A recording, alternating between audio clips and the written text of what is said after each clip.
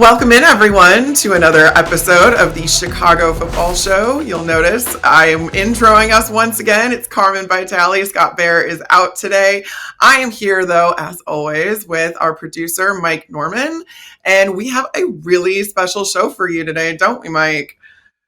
Yeah, what's up, Carm? I'm very excited about our show today. We have a lot of great guests. We have Rachel Hopmayer from Detroit, CBS in Detroit. She's going to help us with our Rivalry Recon series, our last installment. We're going to take a little closer look at those Detroit Lions, the Lions that have been running the NFC North, unfortunately, for a little too long. We'll see if their reign ends. And we're also going to be joined by NFL Network senior national reporter Stacey Dales to talk a little bit about the NFC North and training camp coming up. So very excited for those conversations. It's going to be a great one, and a lot going on in Bears worlds. Despite there being a little bit of downtime before training camp, we saw the news come out recently that seems Ryan Poles has been extended as GM of the Bears. What were your thoughts on that, Carmen? That news kind of coming out in this lull period before everything kind of kicks into full gear coming up next week.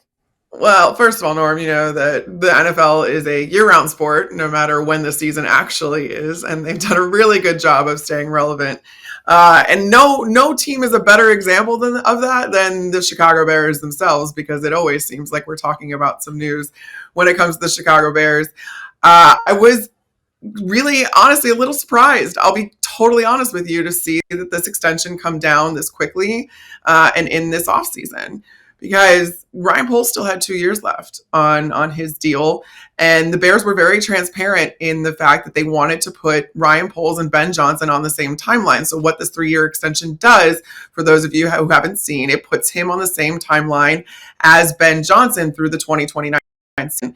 What's interesting to me about this whole thing as well is that this is the most transparency that we've gotten, certainly from the Chicago Bears, but you usually don't know coaching contract specifics, GM contract specifics. We still don't know. It hasn't been officially revealed or reported what their salaries are. But the fact that we now know, and the team told us the extent of how long these extensions are and how long their contracts are, it tells me that the Chicago Bears have heard all of the talk recently in the last few years about how their GM and their head coach and their quarterback, they never seem to be on the same timeline. And that does present a whole lot of problems when you're talking about guys that are maybe coaching or managing for their jobs because they're worried that they're going to lose them. And what that does when one of them gets fired, one hangs on, that resets, but only halfway because you bring in another guy. Are they going to gel? It's been really convoluted for the last decade and a half. So I think the Chicago Bears are telling us with this extension of Ryan Poles and doing it now, hey, listen, we heard you. We get it. We want to get these guys all on the same page. You did lose a year of Caleb Williams' contract, and he did not come in with Ben Johnson, but we've heard how much Ben Johnson really likes Caleb. He was one of the reasons that he wanted to come to Chicago. So now, theoretically, it seems like these guys are all on a similar timetable, the same timetable in the case of Ben Johnson and Ryan Poles. But I would be remiss not to say you didn't necessarily have to do this now. You had 2 years remaining on Ryan Poles' deal. Did you want to see how this went in the first year with Ben Johnson? I don't know. I'm not going to complain about continuity, and that's what the Bears have set themselves up for. Yeah, and I think you're right. And I think in some ways, like you said, it might be a little bit of that reflection of hearing the public outcry or hearing the criticisms of the Bears never really lined themselves up correctly. And this move, in some ways, kind of reminded me of like college football and college sports, where you always want to keep your coach and your guys that are at the top of your programs, in line, so you can always hit that next recruiting schedule or recruiting, cycle. So obviously pro sports are so much different, but in some ways I think this was more of a PR play, or like the fact that they made it public when the Bears have never made contracts public like that tells me, like you're saying, Carm, like they are doing this specifically and they're doing this for a reason. And I don't think it's a bad thing. I think, you know what, fine, like show competence. That's actually a good thing. I love that, but it seems like a little bit of an overcorrection in that sense. And maybe you didn't necessarily have to do it. Like you're saying, Did Ryan Poles necessarily warrant that contract extension while he still had 2 years remaining? Maybe, maybe not. I think you can make an argument both ways if you really wanted to. I'm along those same lines as you. I want continuity. I think in the NFL, you need that continuity, and the Bears are finally committing to that. So for that regard, I applaud them, and I think that's a good thing. Line them up with the coach, line them up with the quarterback, see what happens, and then kind of deal with it in the future. So it's a vote of confidence, no doubt, for Ryan Poles, but it's also, I think, a little bit of a vote of confidence in the Chicago Bears, where they stand in the NFL in the grand scheme of things. Yeah, I mean, they're thinking long term with this, right? Because we mentioned that this keeps Ryan Poles and Ben Johnson under contract with the Chicago Bears, at least until 2029. So from that regard, I actually really like it because it shows that the Bears are thinking long term. They're not thinking that this is going to change overnight. It is a huge, like you mentioned, Mike, a vote of confidence in Ryan Poles. But it's also a bigger risk then, because if this doesn't go like you expect it to go, at least within the next couple of years, there's quite a few years tacked on to that extension now, or to that contract now via the extension for Ryan Poles, that ties you to him. And this has not been a franchise that has shown its willingness to cut ties with coaches and general managers before their contracts are up and to pay these guys who aren't working for them. So that's kind of my only hesitancy here is, all right, you're now taking a risk if you're the Chicago Bears. You wanted to do this. You wanted to set him on the same timeline. You didn't want Ryan Poles to be coaching for his job while Ben Johnson sat there all cushy and on his multi-year deal and all of that. I get that. But by doing this now, before you see how this actually goes, when the bullets are real, when the bullets are live, you've now taken a gigantic risk in that if it doesn't go well, are you going to make the necessary changes that you need to, or are you going to hold on maybe a little too long and keep this team in a non-optimal state? Are you going to really take advantage of Caleb Williams' contract if there's still all of this turmoil? It was kind of a catch-22, a double-edged sword, whatever metaphor you want to use, because if you want continuity, you have to commit to it, and the Bears did that, but it doesn't come without its own risk. So we'll have a lot better idea if this was a good move or not by the end of this first season. But I do hope that this really does mean that they are giving these guys a long leash and will give them the opportunity to really develop this team and set a foundation for sustained success in the way that we've seen other teams in the division be able to do that. The other thing that I would just say is probably a non-zero factor, probably not a huge driving factor, but probably something that was nice to knock this out, is the whole fact that you have a whole stadium build that could potentially be hanging over their heads, right? I mean, let's be realistic. It is always important for organizations to have solidity, stability, and to have confidence in your leadership positions when you are going to be making some type of move like this that we expect the Bears to be doing in the next few years. So to have a quarterback potentially locked in, a coach potentially locked in, GM, president, all down the line, it seems like the Bears are kind of setting themselves up to make big moves like that, like we expect they will in the stadium front as well. So I don't think that's a driving factor, but I think from the Bears organization, they're probably about as lined up as they've been in maybe a long time. And that's a good news for them as an organization and for Bears fans as well. You have a little bit of stability. We'll see how it works out. That's always the big question, and we'll find out once football comes around in September. Well, I'm so excited because now we've talked about the Bears and the news that came out, even though this is the quote unquote dead period, we have training camp coming up. But before we do that, we absolutely need to get through the rest of our Rivalry Recon series and learn a little bit more about what could be the toughest division in football. So without further ado, we promised it at the top of the show. We've got Rachel Hopmayer from CBS Detroit to come and talk to us about the Lions and maybe a little bit about how Ben Johnson and Jared Goff's relationship can tell us about what Ben Johnson and Caleb Williams' relationship is going to look like going forward. And continuing, bringing up the rear on the Rivalry Recon series, save the best for last. We are headed to Detroit to check out the Lions. And with us today, we have Rachel Hopmayer of CBS Detroit to give us all the insight that we need on the division's leading team. And I think still will be. I don't know. Rachel, how are we? How are we feeling? How's your summer going? We're great. We didn't have mini camp around these parts, so it's been a pretty extended off season, but training camp is just around the corner, and we have so much to talk about what's going down in Allen Park. I'm so excited to get to that, because you're right. There wasn't the mini camp, which was kind of the hard reset. That's when summer begins, but it means that you guys are going to, or the Lions rather, are going to start and out with summer camp. And I can't believe we're saying that, because I'm like, it's mid-July. What do you mean that football is starting? But it is. And so what was this kind of time off, do you think, used for? Because there's so much that has now changed for the Detroit Lions as they come into the 2025 season.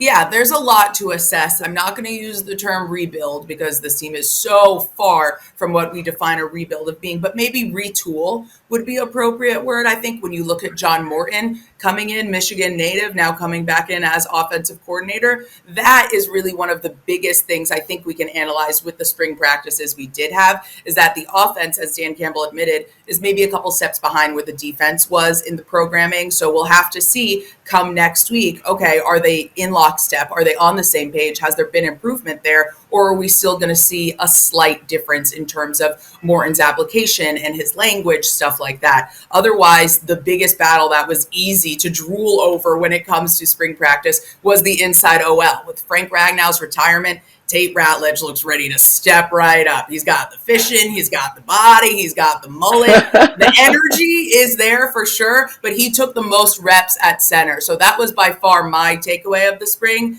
And we just have to see, is that the same, or are we going to see a little Cupid shuffle over there? Well, yeah, I'm sure the offensive line and obviously replacing a guy like Frank Ragnow is going to be a question until they get, the answer figured out one way or another. But obviously the other big story, like you alluded to, is the shuffling of coordinators, the shuffling of assistant coaches that's happened. Ben Johnson obviously coming over to the Bears. We know the Lions and the Bears are kind of going to be connected because of that Ben Johnson connection for a while. But also Aaron Glenn leaving, the defensive coordinator as well.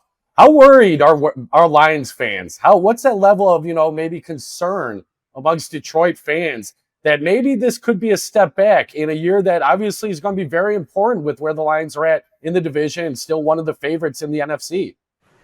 I don't think we're at concern or worry levels yet. I think interest is fair, but I just think what we're working with right now is so little. Like I said, just spring practices, training camp, as if we all already don't have those couch quarterbacks assessing every single thing we're able to post from the field. It's just going to come down to, are they up to speed? Do they look week one ready? That hasn't been a problem the last few years when Campbell's managing the same group of people. But of course, Glenn's absence, Johnson's absence. I don't think there is anything to be worried about on the defensive side. And I'm not ready to say worried on the offensive side, but I think intrigued, maybe ear open to the ground in terms of, okay, is it going to catch up? I think something Brad Holmes has done. Oh, go ahead, Mike. Sorry, Carmen, you? No, I just want to say that this roster, there's so many things about this roster and Brad Holmes doing so much to insulate against any sort of shuffling that did happen, where you look top to bottom, this is a really talented roster. And I think having a veteran quarterback in Jared Goff is really going to minimize maybe the impact that it otherwise would, changing out offensive coordinators. But Rachel, you mentioned it, John Morton's he's a familiar face. He's not a stranger to Detroit. You have Kelvin Shepherd being elevated on the defensive side. So how much do you think that continuity is really going to help in kind of making sure that the Lions don't take as much of a step back as maybe they would otherwise?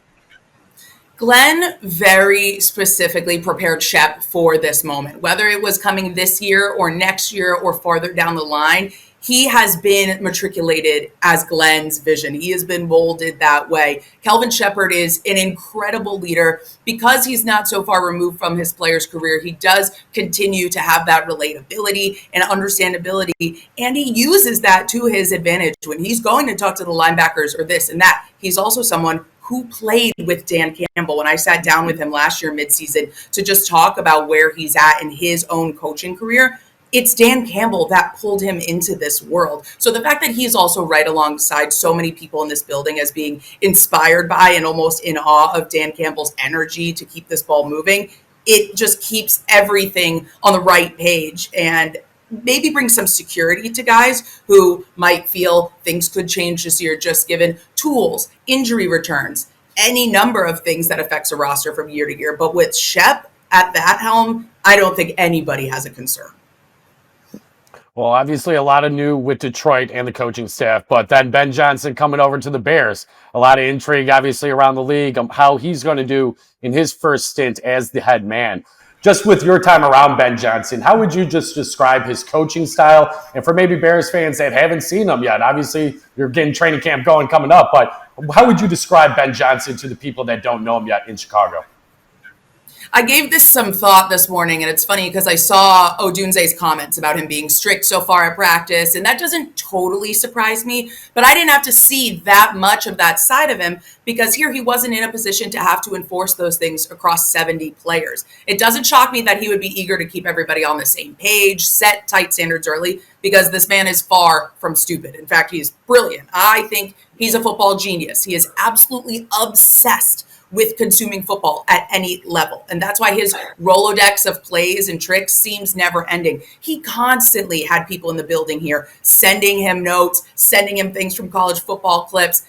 You name it. If there was a cool play that happened in football at any level in the United States, he was taking a look at it week in and week out. He's a true football guy. When it's about the game, Ben Johnson is locked in. It's almost slightly Joker style, not in a villain way, but like always calculating, always plotting. But he also told us last year that taking on the responsibilities of a head coach was something that really weighed on him. He asked if I am the type of man that has enough man to do that. Am I capable of that? So I do think outside of this fascinating and joyful football side of him, he also has a somewhat philosophical coaching side as well. So I'm not shocked that he's going into this wanting to set standards early. Nothing there has surprised me. It's really interesting because just from what I've seen from him too, it's very detail oriented. He's been that way with the offense in Detroit since he took over, and now that's expanded to the rest of the team to kind of set that bar, set that standard. But something that we heard over and over again from Ben was that he was going to take his personnel into account when trying to devise this scheme. He warned this scheme was not going to look like the Detroit Lions offense. It was especially last year, because last year was the result of years and years kind of getting to be in Ben Johnson's system and evolving in that way. So how did you see the evolution happen in Detroit, and maybe how do you think that's going to translate then in Chicago? Are we going to see something completely new? How much new did you see over the last couple of years with Ben Johnson? It seems like he was just never his bag of tricks was never empty. No, it really was never ending. And I also think that has to do with he was put in a position to succeed here. The way that not only Brad Holmes constructs this roster, but Dan Campbell can work with his coaching staff, and the way that Sheila Ford has, I'm not saying written a blank check, but given them authority to build the best system on and off the field, means that everybody's allowed to work to their strengths in Allen Park. And knowing what Ben Johnson was capable of and letting him be the mega mind there meant taking other things off of his plate and allowing that to shine. But I also think in that experience, he learned, okay, a good head coach puts people in these right positions. And Dan might not be perfect at everything. He's going to let David Phipp go off about any special teams thing he wants. And he knows he wants a guy like that too. He knows, I want to build my roster so that I don't need to be the expert at everything. I need to have experts in everything. I think that was a really important lesson he learned here. But also, that is what intrigues me about what comes next for him in this chapter, is how do you learn to take a step back? We can all relate to that in our jobs, realizing what you are and aren't paid to do. And I think that's a really big distinction when coordinators become head coaches, and is detrimental to them getting in their own way of success. If you can't say, okay, I cannot be watching this much film, I have to go focus on this or something else. That is of particular interest to me. Yeah, and like you're talking about that delegation of responsibilities. Sometimes it is so hard to hand out, and maybe you feel so accountable that you want to kind of have your hands on everything. I feel like you hear first-time head coaches talk about that being one of the biggest challenges for them early on. So I'm curious how Ben Johnson's going to handle that too. But the one thing that, Bears fans and realistically anybody that wants to see the Bears have success, they want Ben Johnson to have his hands all over the development of Caleb Williams. right? That is going to be one of the biggest and most fundamental parts of success if Ben Johnson's going to have success with the Bears. How would you describe maybe the relationship that you saw between Ben Johnson and Jared Goff? And then obviously we're seeing Jared Goff featured a little bit in the Netflix special of quarterback as well. Was there anything maybe that kind of jumped out with that after seeing that a little bit come out this last week? No, nothing in Netflix's drop has surprised me yet. But, it's fun. I love what Netflix does with these things because it does what we all want to do is bring a little more humanity to these players and shows them a little bit of life outside of things. And honestly, I think we're all glad to see oh my God, a cute dog. Oh my God. These people are real. But when it comes to Ben Johnson and Jared Goff's relationship, it's different, and it's going to be different than what Caleb Williams is because, like you said, Caleb Williams is maybe in a little more developmental, moldable stage. Jared Goff certainly improved when he got traded to Detroit under Ben Johnson. There's a lot to say, but there's stages of development for these guys, right? I do think in football it's more condensed than we see with hockey or baseball or other sports going on in our two wonderful multi-sport cities. But Jared was in a later stage of that. He had a little more about him, knew what tools were there, and it was about changing the mental game for him as well as also exploiting his physical strengths. Caleb, I just feel like, is a much more blank slate. Of course, we know what he's talented at. He's not totally raw. However, I think Ben Johnson can direct him a little more, maybe is the better word, in terms of what he wants him to be instead of what he is. And I think that will be key. It seems like they're getting along well so far. I don't know that they're going to go golfing together, but that's not what this relationship has to be. It has to be respectful both ways, first and foremost.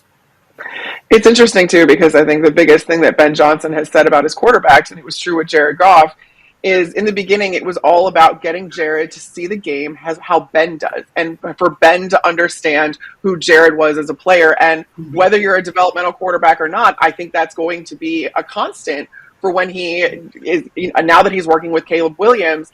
How did you see those interactions kind of develop over, you see them at practice. I know it's a limited window, but you see him at games. Is Ben Johnson the first one that Jared Goff would come over to on the sideline, for instance, after a play?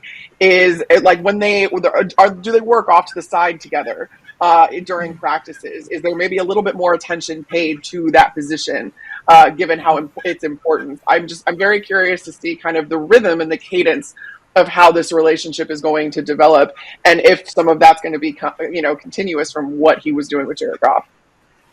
Yeah, that's a fair question. I think that also loops back into, responsibilities that a head coach may or may not give up. Obviously, looking at what Ben is walking into in Chicago, he's probably going to remain play calling. But that was one of his jobs here. And that also interrupts a sideline rhythm. That doesn't mean you have all the time in the world to go sit on the iPad and break this down while the defense is on the field. However, there were frequent discussions, especially when it would come to praise or affirmation on the sidelines. You see a little bit of that in Netflix if you really want a closer view than sometimes we have in the press box or when I'm running down the other sideline. But that, I think, was important. It's less about in-game adjustments on the sideline and more about, hey, quick this, very short and sweet, but affirmations. Halftime, Ben Johnson is an adjustment wizard. We saw that plenty of times with this Lions offense. Even though they were able to keep everybody under their boot for quite a while this season, they were also really adept at making those halftime adjustments. Going into the locker room,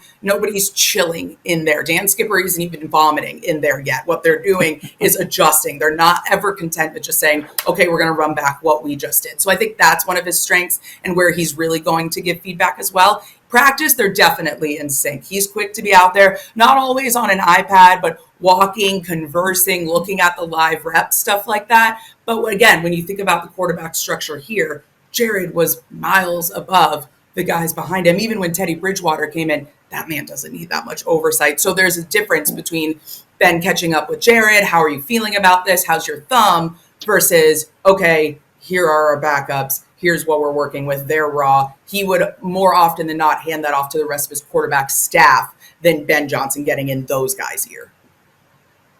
You look ahead to week 2, Ben Johnson is going to be returning to Detroit with the Bears team that is going to have a lot of questions themselves that they need to answer. And, a pretty big early season game for the Bears position, I would say, but maybe the Lions as well too, with all the changes that we talked about. I'm sure it's going to be important for the Lions to start strong as well.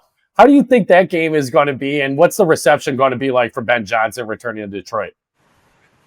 It could be a trap game, if I'm allowed to say that, like months out from this, just for either of them. These teams are reshaping new identities. Like I said, retooling, I think, is the most appropriate word here.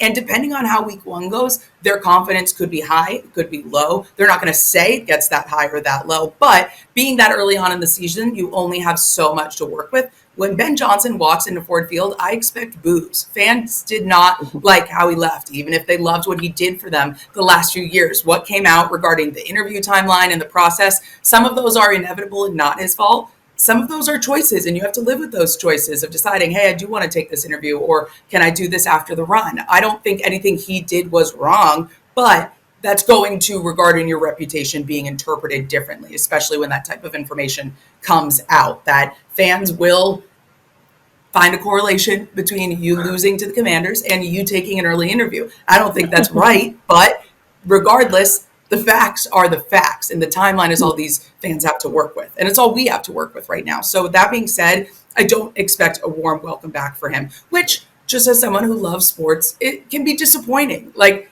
this man took you to new heights, truly new heights. And that's a bummer that he doesn't get to be celebrated here for that. But I think he's someone who knows how good of a job he did. That's why he got a new job with a lot more money. So it's a consequence of your actions. Maybe he will embody a Joker moment there. Maybe I foreshadowed it. Well, he's dove right into the rivalry in his introductory press conference in Chicago. He calls out Matt LaFleur. Something about this division just in general, though, and you alluded to it by saying, listen, he's probably going to get booed. This division, the rivalries are so strong because it's such a traditional and kind of older division. Some of the original teams are part of this division, and so they've had a long time to play against each other, and it's something I appreciate so much. But it's also now looking like one of the toughest, if not the toughest divisions in football, not only last year, but this coming year as well. So how does that affect the Lions? I am kind of the volition, like, it's not going to take 15 wins to win this division again, because the wins have to come from somewhere. And if you're saying all these other teams are good and they're improved, like the Bears, they're going to have more in the win column, where do those wins come from? Do you think the Lions, this is still their division to lose? That's a great question. And I think that also revolves around, can the Vikings run it back? Was last year just a fluke? Do they have the capacity to maintain their standard as well? Do we have another battle of 15 teams where we're all crying about the rule book? Like, I don't know. And when we talk about the division, they might be the biggest question mark to me above everything else. The more I think about this era of the NFC North, I have to hearken it back to the AFC East that I grew up with. The Packers used to be this stable team, Aaron Rodgers, just as Brady was for the Patriots. And when you look at what the Bears have been, I can't help but think they feel like how people I grew up with talked about the Jets. Like, it's all I can think of is they're in their own turmoil and their own chaos and their quarterback woes and some curses and some trauma. And then we get to today. And who are the Lions? They're in this rapid fire, unprecedented shot up to success. Can they hold on to that crown? I want to say yes, with Aiden Hutchinson coming back, with different ideas at the table. I worried that even if Ben Johnson and Aaron Glenn did together run it back this year, that maybe people would be on to their gig. You can be the smartest person in the world, but people learn from tape. And I worried that maybe they would be their own demise. Maybe the secret this year is to retooling, but I do agree with you that I don't think the parity is going to get in their way at all this year. Maybe we compare it to our baseball teams as well. I'm not going to say it's that far of a gap with the Tigers and the rest of the crowd for the Lions, but I could see them padding some significant wins early. Well, yeah, it could be a fun October in Detroit for you guys out there. I mean, you got a great baseball team. It looks like you're going to have fun with the Lions as well this year, but like, as you're alluding to, a lot of that success, especially in this division, seems like it's going to come from these quarterbacks. And there's a couple question marks in the quarterback rooms for, all the teams. I think, when you look at Green Bay, Jordan Love has shown success, but maybe there's question marks there. Jared Goff obviously has been a great performer in this league, but he still kind of has that stigma around the league of maybe not being a top-tier quarterback. And then obviously you have the two younger guys with J.J. McCarthy and Caleb Williams. How would you rank these four quarterbacks going into the year? Obviously, there's a lot of different ways that you could look at it, but just quarterback, maybe the most confidence that you have, and is Jared Goff at the top of that list? My cat just jumped off the table because she doesn't want to answer that question, so I'll have to handle it.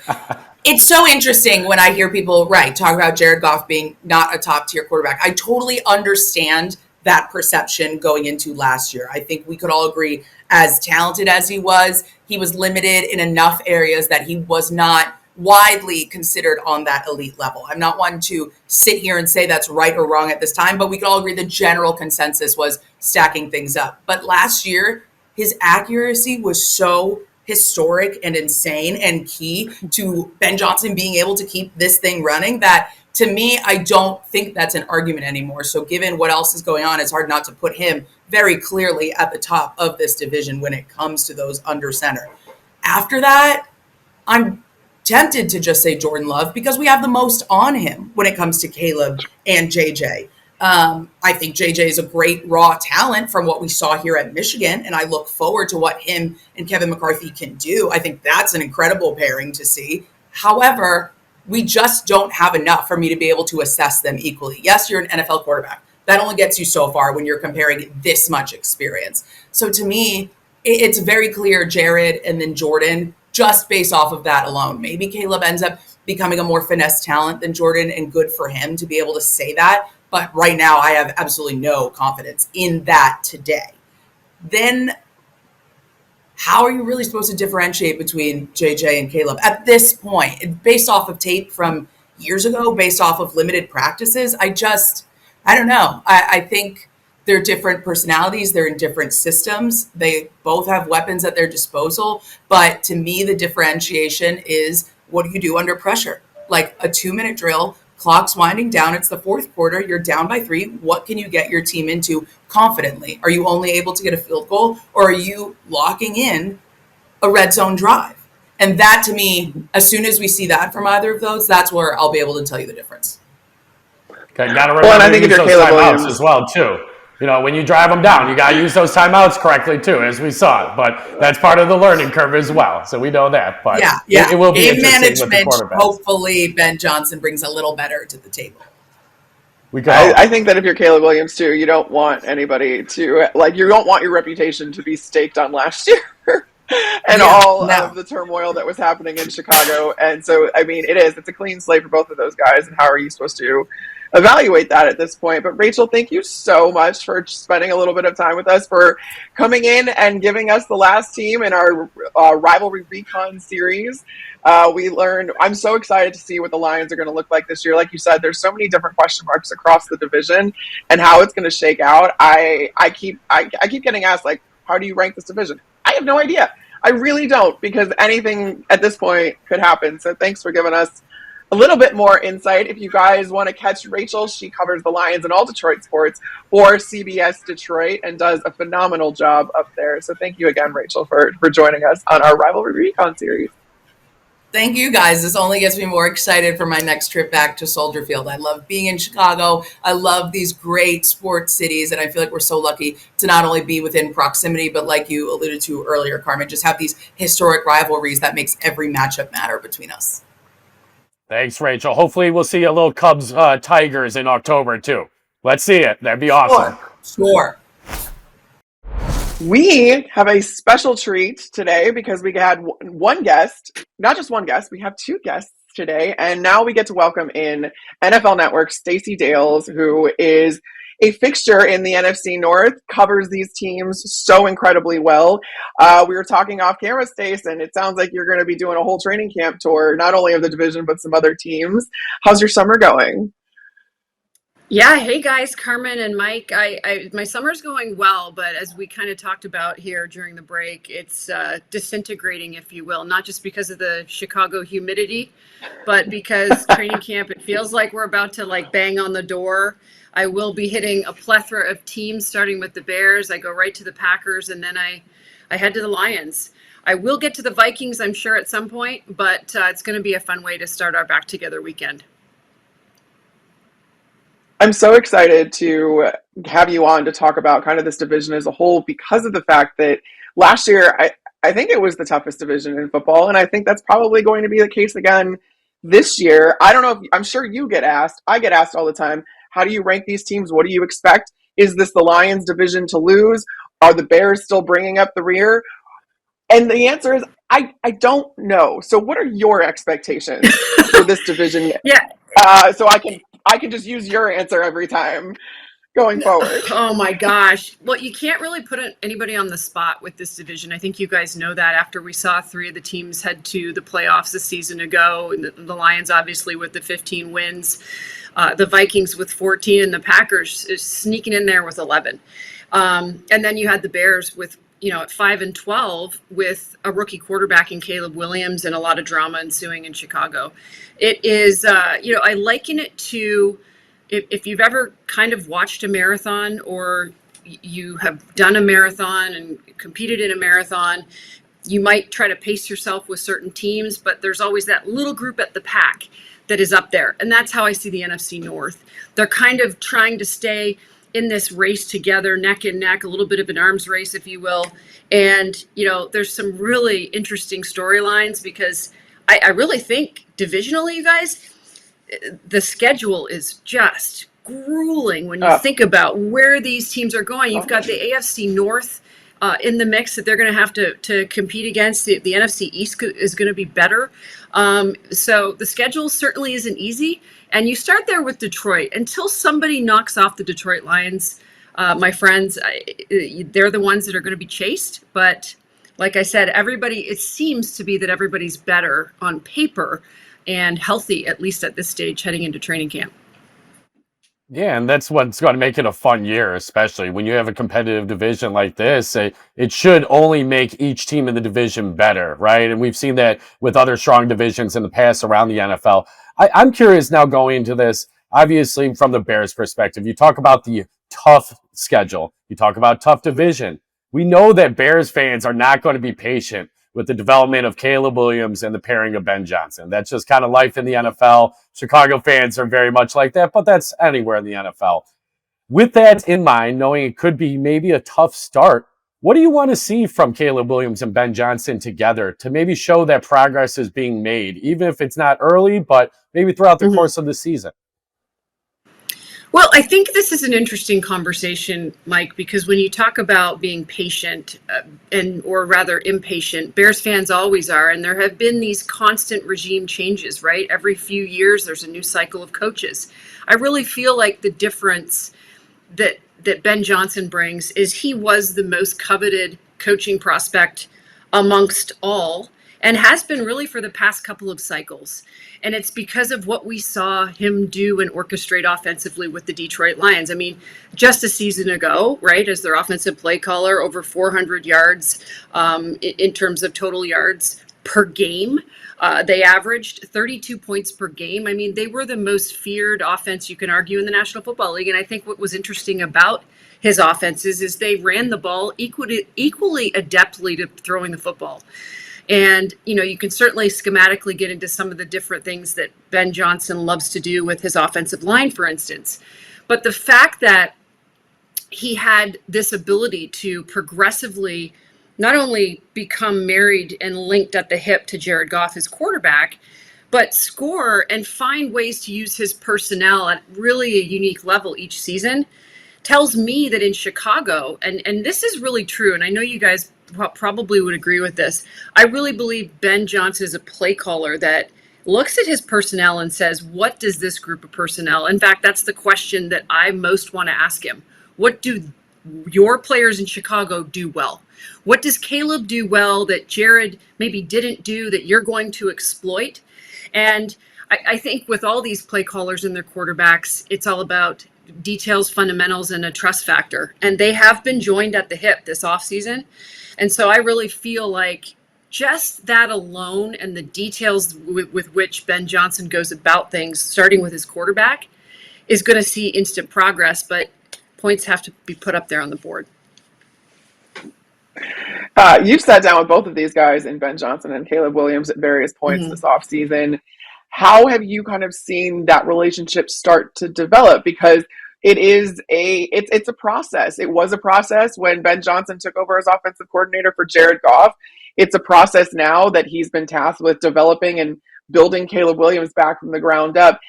Caleb said he wants to be coached hard. He's getting his wish. Is that a good thing? Are they starting to kind of mesh, at least from what you've heard from them?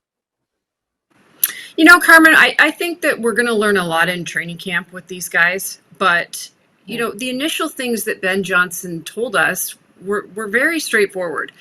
I have to be able to see the game through the lens of the quarterback, and he has to be able to see the game through the lens of the play caller. Now, what I really think Caleb Williams is going to benefit from with Ben Johnson is one thing I don't think that gets talked about enough with him as a play caller in the NFL, is his ability in game to diagnose coverage for his quarterback. Now, when you have a Jared Goff who is able to see the game at a different level and really competed at an MVP caliber level last season in Detroit specifically, that helps. But, when you think about progression offenses, that we all talk about, pure progression offenses, he's got his first read, his second read, his third read, now he's got to get to the other side of the field. Well, what happened to Caleb Williams last year, right? He was sacked more than any other quarterback in the league. He did hold the ball too long, which is something they're going to clean up, and they've been working on cleaning up. But Ben Johnson's ability to understand those coverage looks, go back and watch the tape, for instance, of their games against the Vikings just last season. And the waves of, the bevy of different looks that Brian Flores gives anybody, but tried to give the Detroit Lions, and the adjustments that Ben Johnson made throughout the course of those games. He does it as well as any play caller, and I think that's really going to help his young quarterback. The other thing, guys, I would just add is the brains of the offense has to be the offensive line. And because the Bears strategically retooled that group, it's going to really help the young quarterback in his second season. And yeah, Stacey, I was going to ask you about that impact of the offensive line and how that can change this offense, not only just for the play caller, for the quarterback, but also the running game. It seems that obviously that was going to be a huge, influence and, a big priority for them in the offseason, and then they came out and did it. Are you impressed? And how would you say, the Bears did in the offseason addressing that problem, which was a huge one last year? Yeah, I'm impressed on paper for sure, and some of the resume that comes with it, right? We know about Joe Thuney, Drew Dolman, Jonah Jackson, and those guys are going to start on that interior, and we'll see about how Braxton Jones comes back on the bookend. But for now, I'm really pleased with it because I think Thuney's going to tune everybody up, if you will, with this offensive line. He's a 4-time Super Bowl champion. But when you think about offensive line play and what you're asking those guys to do, I mean, whether it's a power run game or you're running an outside stretch zone scheme, Ben Johnson always finds a way, incorporating his tight ends in there as well, to really max protect when he needs to and to really run the football when he needs to. And I think that's going to be the most interesting thing. I think the biggest X factor for me with these Bears is how this backfield really comes together, starting with DeAndre Swift. I've heard really good things about their rookie, Kyle Monangai, and the impact he can have in the power run game. But Ben Johnson loves to run the football. Does he have the personnel that he believes he's going to be able to do that with? Because they ran it third most in the NFL last season, you guys. They had 29 rushing touchdowns, I believe. It helps when you have Jahmyr Gibbs and David Montgomery. But listen, I that'll be very interesting to see how balanced they can be offensively, which I really would think would help Caleb Williams.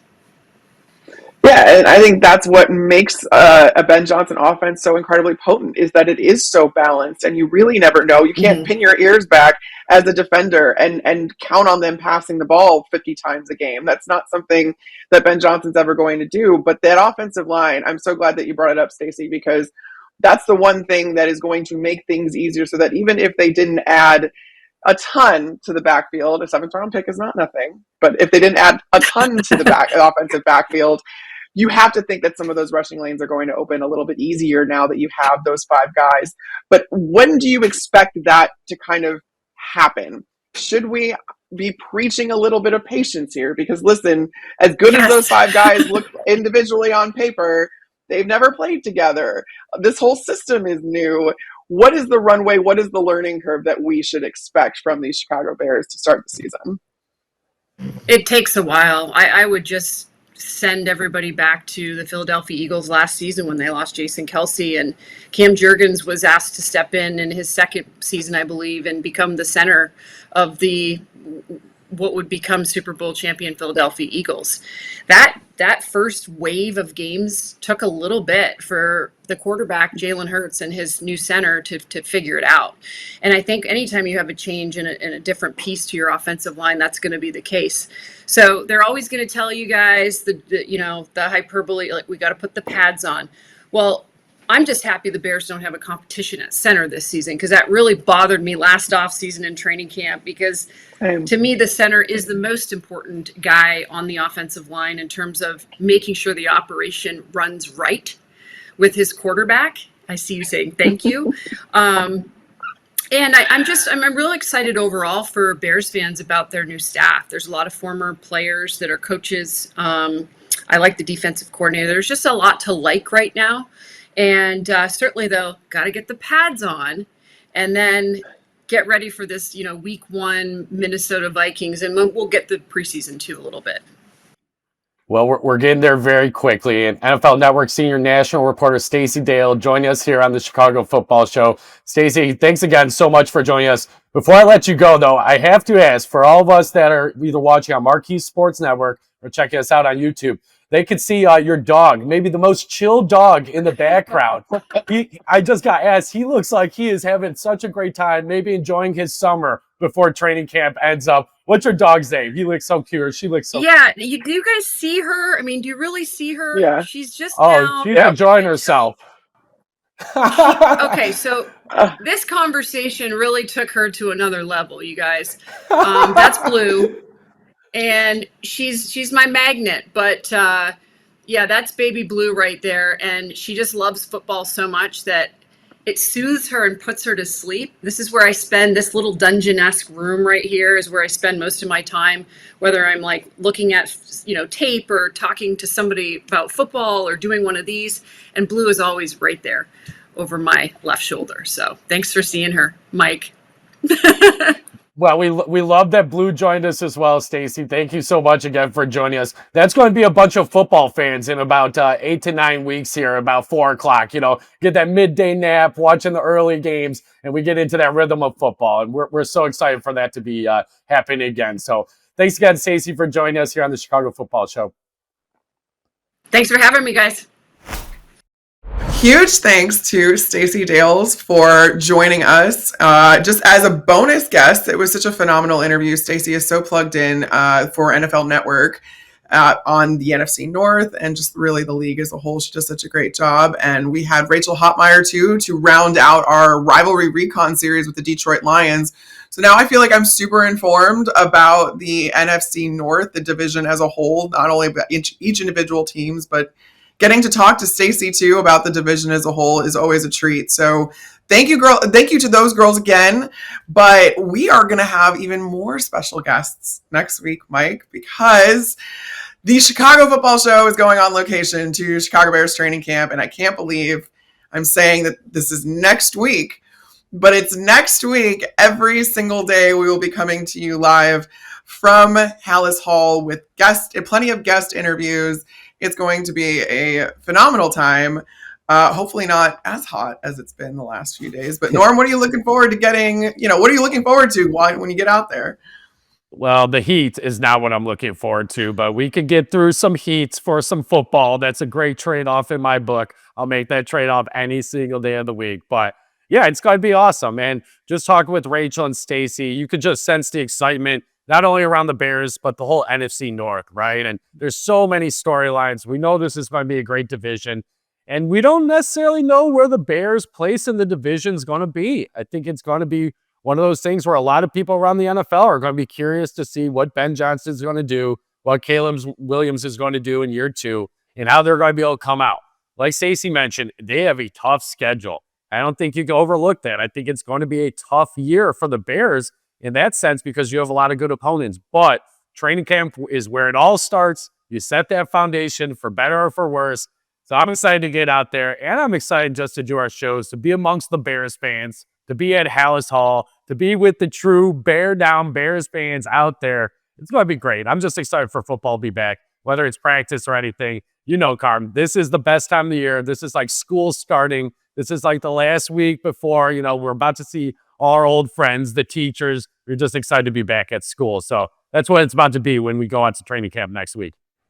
I'm so excited because this is the most optimistic I've been about the Chicago Bears in years. So now I get to share in that with the rest of the fan base instead of being in the wet blanket. But we are so excited to see you out there. Come on over. Come on over. Come check us out at Hallis Hall at Bears training camp next week.